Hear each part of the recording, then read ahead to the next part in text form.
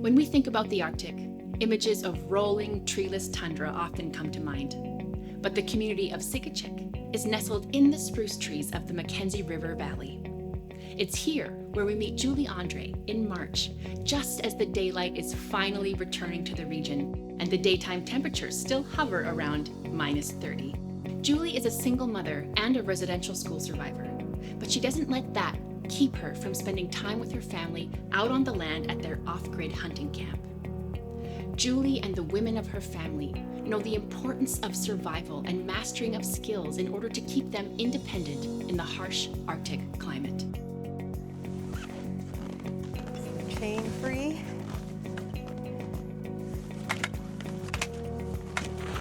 I think it's too cold. We'll make a fire and then warm it up. For me, being on the land, it's a grounding for me. It helps me through my life, through my decisions. It reminds me of where my strength came from, where my people came from.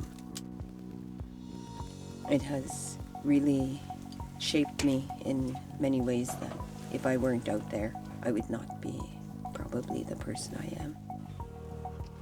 I stayed in the bush with my parents till I was 7. My siblings went to school when they were 5.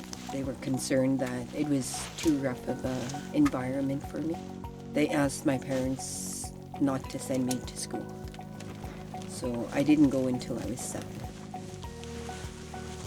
There's a lot of young women that are hunting and fishing, and it's so good to see because something comes and you need that skill of protecting yourself, or having the luck of a moose going into your camp and you have the opportunity to shoot it. You would know how to skin it and take it apart.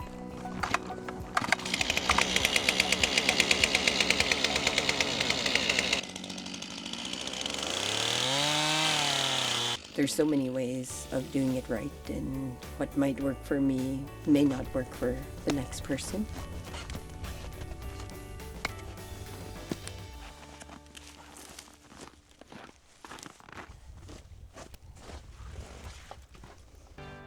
Julie Andre's off-grid hunting camp is located near the community of Gwich'in.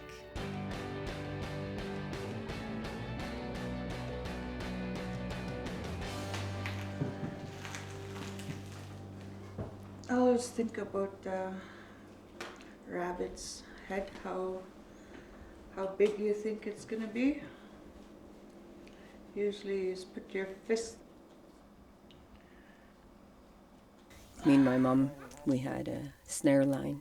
We would wake up like 5 in the morning and we'd have our breakfast. As we walked along, we'd pick up our rabbits and we'd put it in the sled.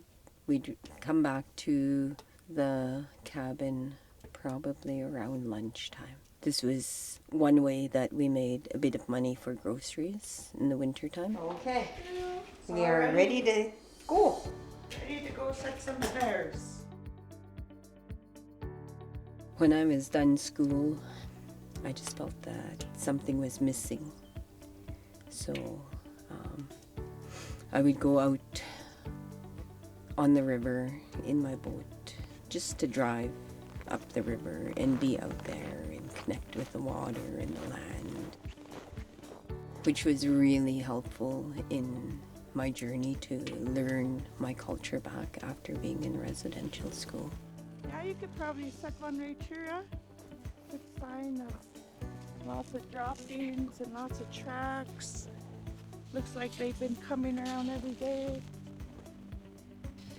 You want to get this part tight so that it won't slide on the pole.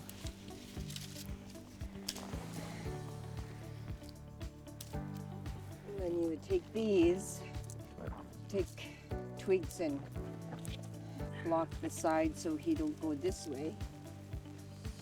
You would see this is all blocked off.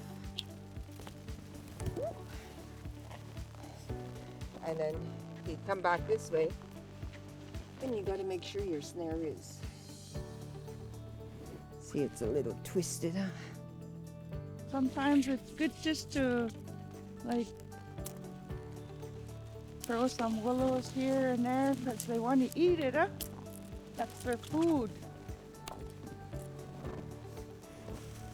Where you see lots of trails, it's a good idea to set 2 or 3 snares, depending on how many trails you see. Sometimes I would put the snare on and then place the snare. When it's done more naturally, just like this, they have no fear of running around and getting caught. We'll just leave it natural like that, and then we'll see. Caught there. So this is a prime spot where you would set a snare, because there's brush this side, there's brush this side, and this is sort of like tangled there. Looks like an old set place. Yeah, so you would just push the top of this in between the bushes there, and then you would, so he might come over on this side, so we just block off that area so that when he gets caught and he's tangling and he's trying to get out, he's not dragging the stick away. It's good for the rabbits anyway. Gotta use these when you don't have an axe.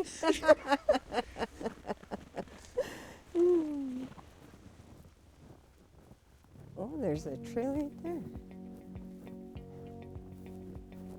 I have this map.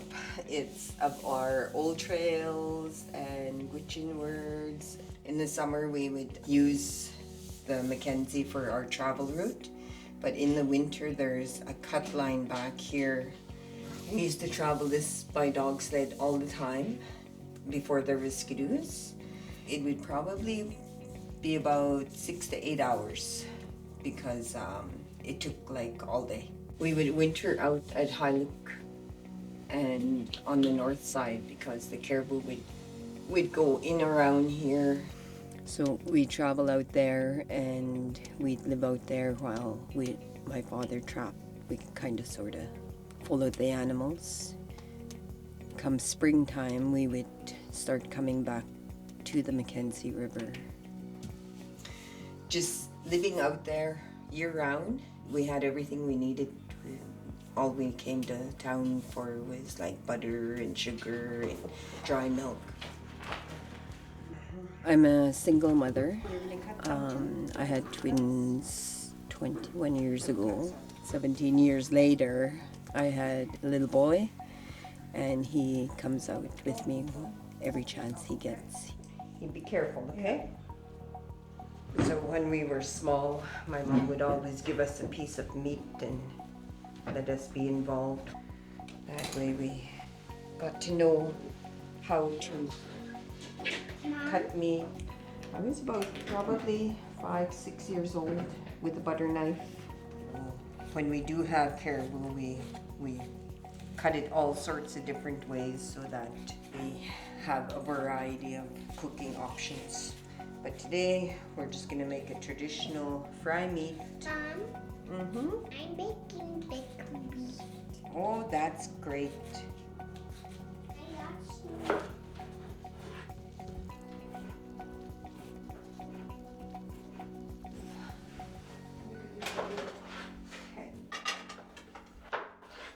This is porcupine caribou. Come from caribou grounds surrounding Alaska. Good stuff. People used to depend on caribou lots and then stop coming over the mountains. So we had to buy store-bought food. Almost every other day we have caribou. Your knife has to be very sharp because I shouldn't be like pressing so hard.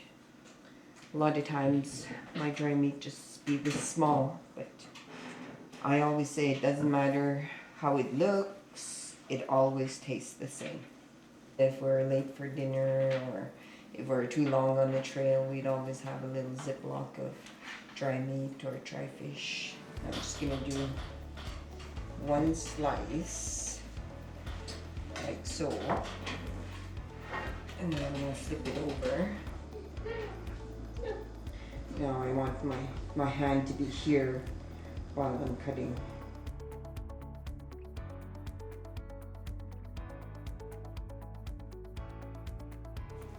So I did a larger piece. Well, we were always moving and traveling, and when we're not on the go, we're getting wood and getting ice for our water and getting wood for our heat. So when we did have a really good home cooked meal, it was a treat. And one of the best treats were to have rabbits. My tummy's just growling. Just to think about it. My sister is the best at pounding dry meat. Lately I've been doing most of the cutting and she would do most of the looking after.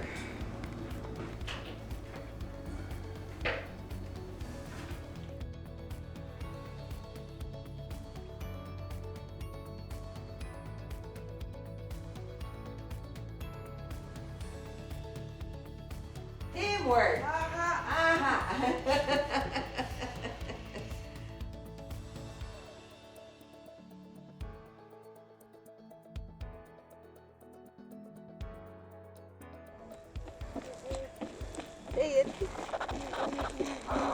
Hey Robert, let's go check those snares, eh? We might have a rabbit. Come on, my dear. And there's no rabbit in this one. We'll keep going. Oh, look at this snare. We got no rabbit. My gosh. We're gonna have to set more snares today. They just ain't running on our trails. We have a piece of caribou at home. We'll go make some dry meat. And next time maybe we'll have a snack on our